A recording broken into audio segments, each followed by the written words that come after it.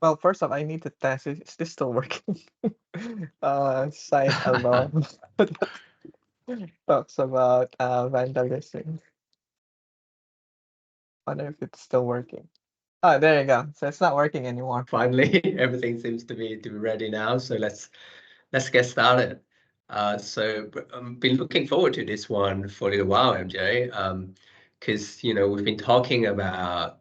So you guys have launched this Aussie law kind of chatbot thing back in like late January. I've been playing Yeah. around with it. I was like, oh, it's been since then been wondering about how does this work? What's the process? And finally, we get to talk about that today. So thank you very much for that. So last week we talked about this whole, hierarchy of needs and wants, right? And again, Yep. one like, you want to get started with something like, once you've used like the co-pilots, ChatGPTs and Gemini and stuff like that, like now you want to actually use it for your application or come up with some specific use cases around it. That's not, just a commodity, I would say, right? You probably want to go with disconnected data. And within Azure, there's like, a simple way to do this, right? Just basically basic RAG, which stands for Retrieval Augmented Generation, and AI search, right? So what that means is that, this application talks to a server or a backend, and then you just query the knowledge from, let's say, blob storage databases or SharePoint and stuff like that. And then you use AI search to kind of like index those information for you, and still use the Azure OpenAI to kind of like create that natural flow type of conversation, right? So in this regards, you're not Mhm. actually retrieving the information from OpenAI itself. You're actually trying to get or query the information from your data source, pretty much, right? So that's why w- but however, there's a twist here, right? Like the twist is that in order for this to really work efficiently, you need to get into the realm of vector databases, right? Because that just means that you wanna kind of like put this data or transform this data in a way that's also LLM friendly, if you may. Basically, they just kind of like need to understand each other, right? In order to give a really good response to the user. All right, so we can now get started, right? So this is the app. So it's a simple web application that basically talks to a simple backend and then uses AI search to retrieve information. So things like, let's say, tell me some laws around vandalism. Right. So what happens here is that instead of actually going to the internet or just getting information from OpenAI, it actually cites an actual reference, right? So there's a legislation here in Queensland around vandalism, right? So it was like Act 2000 Section 211, right? And then there's that whole information around that.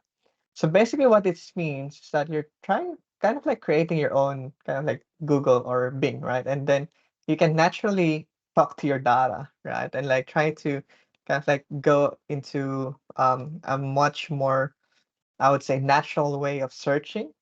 Um, and so like this one is, like you have this legislation, then you can actually go into the actual PDF where it was sourced, right? So instead of actually, you know, doing things like put everything in SharePoint and then do a kind of like text search or things like that, you don't have to do that. What happens here is that all this information that might be relevant for you will just be sourced and then use that as a reference and then create this output for you, right?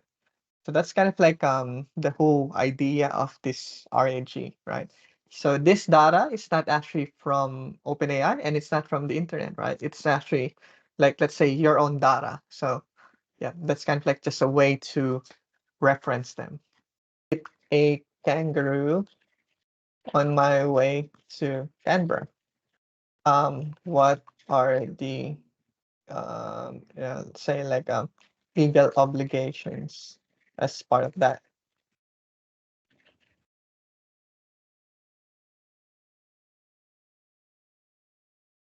All right, there you go. Right, so it mentions that there's like different, and stuff like that.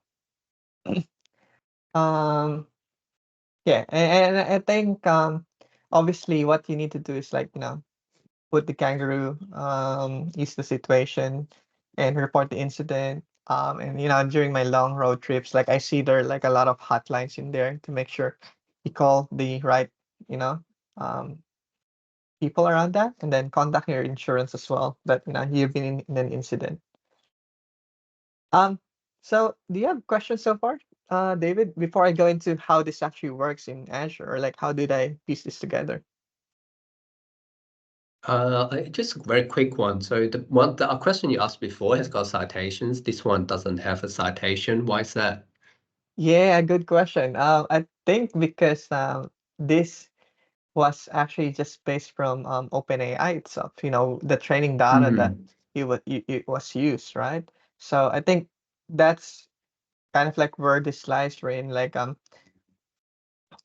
if the data is not available, you can actually just use for the OpenAI data was actually trained for. But Yeah. Okay. Well, thanks for that. Maybe yeah, I'm really keen to understand how the process actually worked. okay, all right. So here's the thing, right? Because again, what I mentioned in the earlier discussion was that this is all kind of like just connecting to the data, right? Like you don't actually go into the depths yet of like how accurate it should be, how profound it should be, and like some personas here and there, and like all the agents, orchestration, those type of like things, right? Like that's more advanced, right? Again, this is something I literally just built in a day or less than a day, and I didn't actually have to code as part of doing this. It's all like clicks, right? So Oh, wow. yeah, so as part of this, it's like first is you need to have a storage where you want to reference all those data. So in this case, I have a blob storage, which has all the 2023 Australian Constitution. I have the cases, journals, legislations, and stuff like that. Like this is a lot, like probably in total around 13, 14 gigabytes of data. Mm. So obviously you don't have the capacity to search across all 13 gigabytes of data, right? Like, let alone go to a library and like, hey, I want to search for this one. That's a lot of task to do. So first, you need to put them somewhere, right? In this case, it's a blob storage. Um, and second is that once you have that, you just have to create an instance of an Azure OpenAI. So in this case, I created that Azure OpenAI. And then from there, right, it's very simple from here onwards, right? I literally just go to the playground, OpenAI Studio. I mean, we've talked about this before, and all you gotta do really is like click this button here, add your data, and add a data source. And then in this case, you can do something like blob storage, and then it's all ClickOps here, right? Like that's the blob storage that I pointed about, and Mm. then you select which container. So in this case, like loss, like then choose the AI search resource that you need, and then there you go, right? And then you put in the index. You can put in a scheduler, click here, and then use vector search so that it's more enhanced in terms of like understanding between the source and AI, Azure OpenAI, and then that's So it. when you click that vector search thing, it will convert that into a like transform that into a Correct. vector and then store it. Yeah, okay. Yes. So that's all handled for you, right? Wow. And like Just a click. yeah, everything's Gosh. click ops, right? Like, and then click that, Yeah. like, so on and so forth. Put in the name here, click next, so on and so forth.